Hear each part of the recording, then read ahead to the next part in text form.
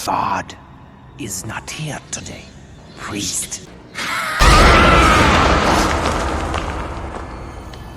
Apa kabarnya hari ini, Bes? Saatnya kembali ke rutinitas seperti biasa. Semoga semua urusan hari ini diberikan kemudahan dan kelancaran.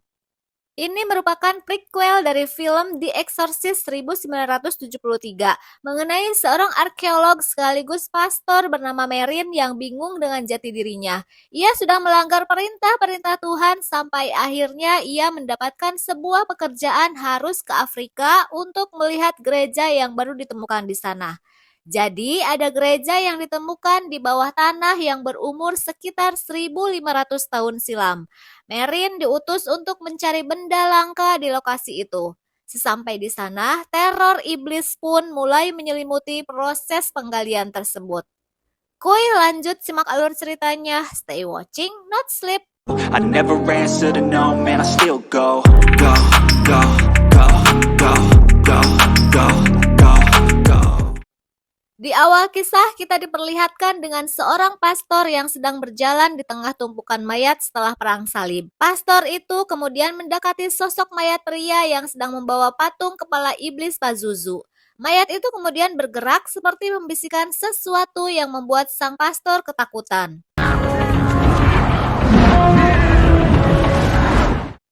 Film dibuka dengan diperlihatkan seorang pria yang bernama Pastor Merrin yang tengah duduk di sebuah kedai di kota Mesir. Tak berselang lama, datang seorang kolektor benda-benda kuno menghampirinya. Kita panggil saja dia Sam. Sam memberitahu Merrin bahwa di sebuah negara di Kenya sedang dilakukan penggalian gereja kuno oleh pemerintah Inggris. Menurut info yang ia ketahui, gereja tersebut berumur lebih dari 1000 tahun. Mengingat Merrin seorang arkeolog, sudah pasti Merrin lebih paham mengenai benda langka artefak zaman kuno. Sam menawarkan Merrin untuk ikut bergabung mencari benda-benda kuno berharga yang mungkin berada di gereja itu. Kemudian Sam memberikan imbalan sejumlah uang dan juga sebuah patung aneh yang melambangkan iblis mitologi yang terbuat dari kulit. Sebelum berangkat, Merrin diperkenalkan dengan seorang mayor bernama Greenfield yang mengawal proses penggalian gereja tersebut. Merrin juga dikenalkan dengan seorang pastor yang bernama Perancis yang akan menemaninya selama proses pencarian benda-benda kuno. How come you've opened the site to the Vatican? Asked me to make sure that the site's religious aspect have the proper consideration. Singkat waktu, Merrin dan pastor Perancis pun OTW menuju lokasi penggalian. Di perjalanan, Merrin bertanya mengenai histori gereja pada driver yang bernama Cuma, penduduk asli dari suku Turkana yang diutus pemerintah Inggris sebagai penerjemah untuk menemani mereka. Cuma menceritakan 50 tahun lalu penduduk suku Turkana dilanda wabah penyakit. Semua orang tewas akibat wabah tersebut. Di sepanjang jalan juga terlihat sekumpulan orang dari suku Turkana yang baru saja menempati daerah tersebut. Sebenarnya suku Turkana tidak setuju dengan pemerintah Inggris yang sedang melakukan penggalian gereja. Mereka menganggap bahwa gereja yang terkubur itu terdapat iblis yang terpenjara di sana. Sesampai di perkampungan, Merrin bertemu dengan seorang dokter wanita bernama Sarah dan kepala suku bernama McQueen beserta kedua anaknya, Joseph dan James. Setelah mengobrol dengan Jeffrey, sang mandor di proyek penggalian, Merrin menjadi sangat penasaran dan ingin segera melihat lokasi penggalian gereja. Setiba di lokasi, Merrin merasa heran dengan salah satu pekerja yang tiba-tiba mengalami kejang-kejang setelah melihat dirinya. Hey, What's the matter with him? I don't know. The heat? Turn off.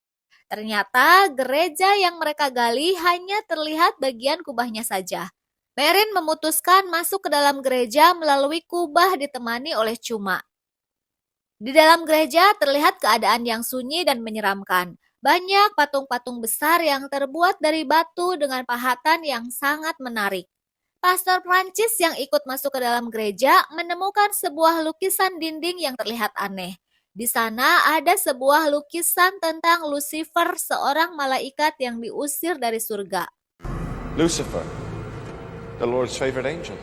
Cast out after the war in heaven. Beberapa saat kemudian, mereka terkejut mengetahui ada sebuah salib dengan posisi terbalik. Pastor Prancis berkata bahwa ini merupakan sebuah penistaan. Bagaimana mungkin sesuatu yang dipercayai dinistakan di tempat ini? Melihat itu, Merin bertanya kepada Cuma, apakah akhir-akhir ini ada seseorang yang masuk ke dalam gereja?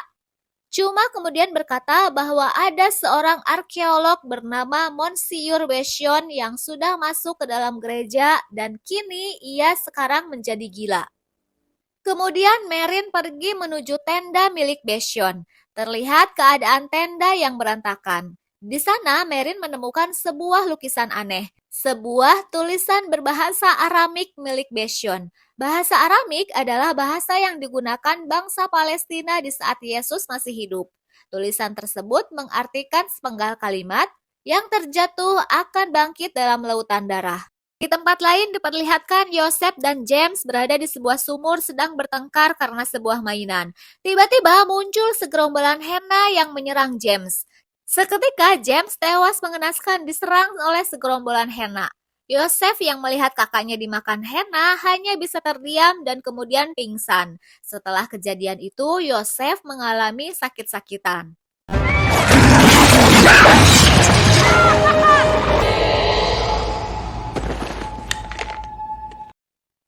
Di keesokan pagi, Merin mendatangi rumah sakit jiwa tempat Bession dirawat. Merin kemudian menanyakan tentang gambar patung dan juga tulisan yang ia temukan di dalam gereja.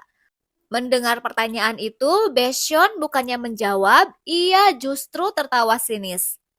Saat membalikan badan, terlihat ada sebuah luka sayatan di dada Bession. Dia mengatakan sesuatu yang berkaitan dengan masa lalu Merin sewaktu menjadi pastor di sebuah gereja di Jerman. God is not here today, priest. Sebagai informasi, dulu Merin adalah seorang pastor yang ditugaskan di sebuah gereja di Jerman saat terjadi peperangan antara tentara Inggris dan Nazi. Di sana, Merin harus melihat banyak sekali korban tidak bersalah tewas terbunuh akibat perang tersebut.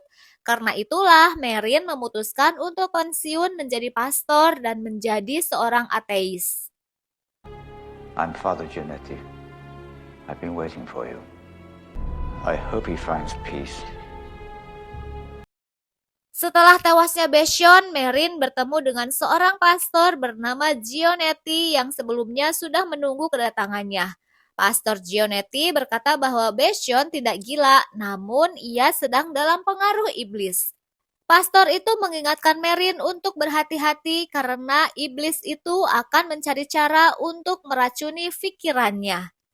Sebelum pergi, Pastor Giannetti memberikan sebuah buku ritual pengusiran setan kepada Merin untuk berjaga-jaga jika ada sesuatu hal buruk terjadi di lokasi penggalian. Malam itu, Sarah tertidur. Dalam tidurnya, ia memimpikan Yosef yang sedang duduk terlihat mengusap-ngusap sesuatu di balik selimut. Ketika Sarah membuka selimutnya, terlihat kepala James di balik selimut. Sarah pun terbangun dari tidurnya. Tak berselang lama datang Merin untuk melihat keadaan Yosef. Melihat kondisi sepi, Merin dan Sarah yang sama-sama Shanghai akibat kelamaan gak begituan, akhirnya menyempatkan waktu cipok slebeo untuk menurunkan birahi. Namun mereka terganggu oleh ranjang Yosef yang tiba-tiba bergerak sendiri dan melihat Yosef dalam keadaan kejang-kejang. Efek janghead akibat gagal menurunkan birahi, Merin pun kembali ke tempat penggalian gereja untuk mencari petunjuk tentang apa yang sebenarnya terjadi di gereja itu. Merin menemukan sebuah peti besi yang sangat besar. Setelah berusaha membukanya, akhirnya peti itu berhasil terbuka. Di sana Merin menemukan sebuah lorong bawah tanah.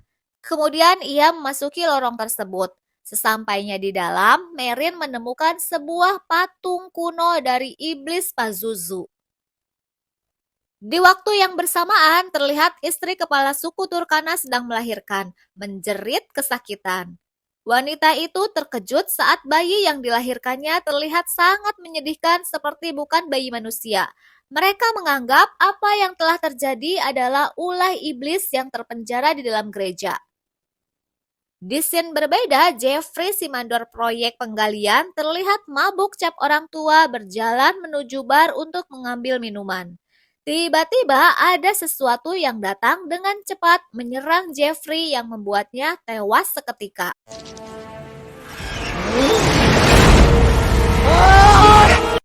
Scene berpindah. Selesai mandi, Sarah dikejutkan oleh tetesan darah di lantai yang ternyata itu adalah berasal dari menstruasi dirinya. Karena sering mengalami menstruasi yang tiada henti selama dirinya tinggal di camp, Sarah mulai menceritakan pada Meryn mengenai pengalaman aneh yang dia alami. There's something here, something evil. Sarah merasa ada yang aneh dengan suku Turkana. Ia beranggapan apa yang dialami itu atas perbuatan suku Turkana. Ia pun merasakan roh jahat ada di sekitarnya, mengingat suku Turkana terkenal kental dengan mistisnya. Di keesokan pagi, Pastor Prancis mendatangi kamar Meryn untuk memberitahu ada hal aneh di area bar dan melaporkan bahwa pagi ini mereka tidak melihat Jeffrey di area penggalian. Ia juga bercerita bayi Sebi Tuana yang tadi malam dilahirkan telah meninggal dan sudah dikuburkan. Scene berpindah. Meryn kemudian mendatangi tempat suku Turkana. Dia melihat bahwa suku Turkana tidak menggugurkan bayinya di sini. Meryn mulai bertanya-tanya tentang makam yang dia lihat kemarin. Siapakah sebenarnya yang dikubur di sana? Karena penasaran, Meryn memutuskan untuk datang ke pemakaman dan menggali beberapa makam. Bersamaan dengan itu, suku Turkana mendatangi camp tempat Dr. Sarah tinggal. Para suku Turkana itu berusaha untuk membunuh Yosef karena mereka berpikir bahwa Yosef telah dirasuki iblis. Tiba-tiba terjadi hal-hal aneh saat suku Turkana akan menusuk perut Yosef. Mereka seperti mendapatkan sebuah serangan yang tidak kasat mata hingga membuat suku Turkana terluka. Kemudian mereka kabur berlarian.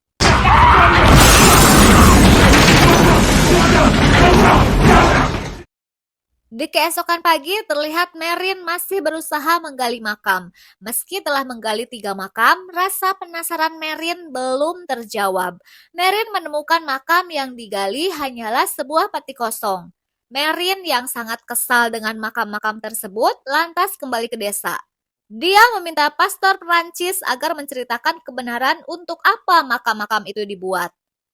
Karena terdesak, Pastor Prancis kemudian bercerita bahwa 1500 tahun yang lalu, Vatikan memerintahkan 2 orang pastor dan beberapa pasukan untuk mencari iblis yang ada di sana.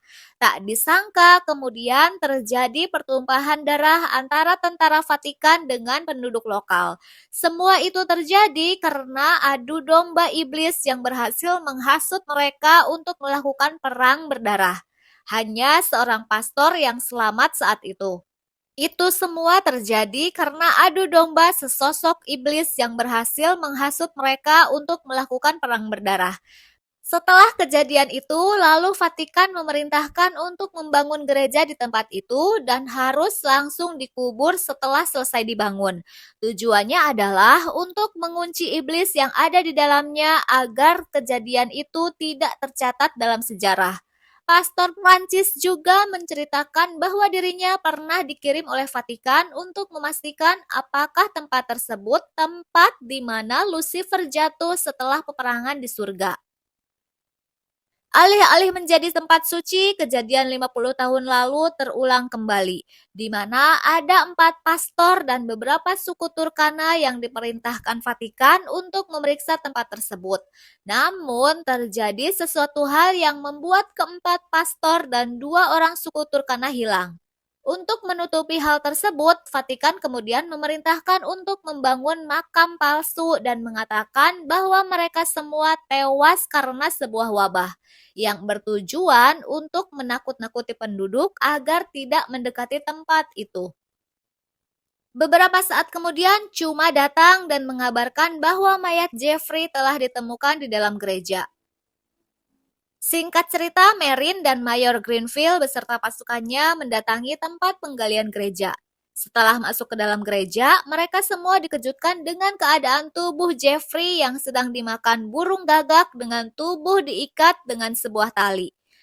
Mayor Greenfield yang melihat keadaan Jeffrey seperti itu tidak terima dan langsung mengasumsikan bahwa itu adalah perbuatan suku Turkana. Dia mendatangi tempat suku Turkana berada dan menembak mati salah satu pimpinan suku tersebut. Keadaan itu sontak memicu kemarahan dan membuat keadaan menjadi sangat kacau. Kejadian itu membuat para tentara Inggris dan suku Turkana kembali terlibat perang. Kisah 50 tahun lalu pun terulang kembali. Melihat keadaan itu, Merin meyakini bahwa tempat tersebut dalam pengaruh iblis yang sangat jahat. Merin membenarkan bahwa pasukan Inggris dan juga suku Turkana berperang karena telah terhasut oleh tipu daya iblis yang berhasil menghasut dan mengadu domba mereka. Singkat cerita, Merin sampai di perkampungan meminta pastor Prancis untuk membawa Yosef menemui pastor Guniti. Merin berpikir bahwa Yosef telah dirasuki oleh iblis dan berharap segera dilakukan ritual eksorsis untuk mengeluarkan iblis yang berada di dalam tubuh Yosef. Tiba-tiba terlihat badai pasir datang. Tentu saja kondisi ini tidak memungkinkan membawa Yosef ke tempat pastor Guniti untuk dilakukan ritual pengusiran setan. Pastor Prancis mengatakan kepada Merin akan membawa Yosef ke gereja, karena suku Turkana tidak mau menyentuh tempat tersebut. Setelah Prancis pergi, Merin kembali masuk ke dalam camp untuk mencari keberadaan Dr. Sarah. Di tengah badai pasir yang hebat, terlihat pertempuran antara suku Turkana dan tentara Inggris mulai terjadi. Terlihat hal menjijikan yang tercoret di dinding kamar Sarah dengan menggunakan tinta darah yang memenuhi dinding kamar. Merin kemudian menemukan sebuah foto Sarah. Ternyata Sarah adalah istri dari Besion. Merin menarik kesimpulan mungkin dulu Besion masuk ke gereja bersama Sarah. Dan yang kerasukan oleh iblis bukanlah Yosef, melainkan Sarah. Terlihat di dalam gereja, pastor Prancis sedang melakukan ritual pengusiran setan. Kemudian diserang oleh Sarah yang telah dikuasai oleh iblis. Peperangan antar suku Turkana dan tentara Inggris telah mencapai puncaknya. Saat itu cuma yang menemani Merin ke gereja harus tewas setelah terkena tombak oleh salah satu anggota suku Turkana.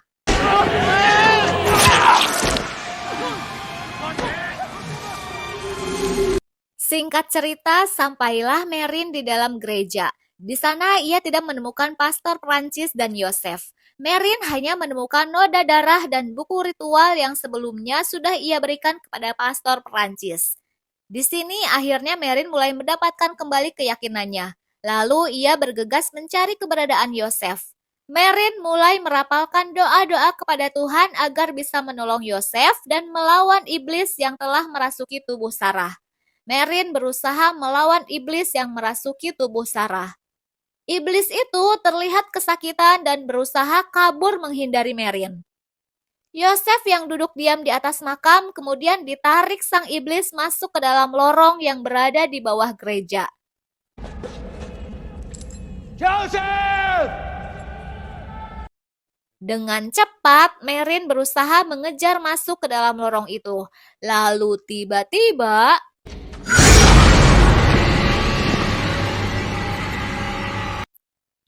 Merin dikejutkan dengan jasad pastor Prancis yang menggantung di hadapannya. Kemudian Merin mendoakannya. Setelah mengambil stola milik pastor Prancis, dia menasbihkan dirinya kembali menjadi seorang pastor. Pastor Merin lalu mengejar sang iblis hingga masuk ke dalam lubang yang sangat sempit. Tiba-tiba iblis itu muncul di hadapan Merin dan berusaha untuk menyerangnya. Kemudian sang pastor melemparkan air suci yang membuat iblis tersebut berlari. Singkat cerita, setelah pertarungan yang lumayan lama, sang iblis akhirnya bisa dikalahkan dengan kekuatan doa.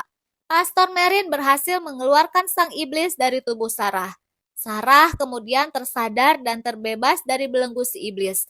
Namun beberapa saat kemudian, Sarah meninggal karena terlalu banyak darah yang keluar dari kepalanya.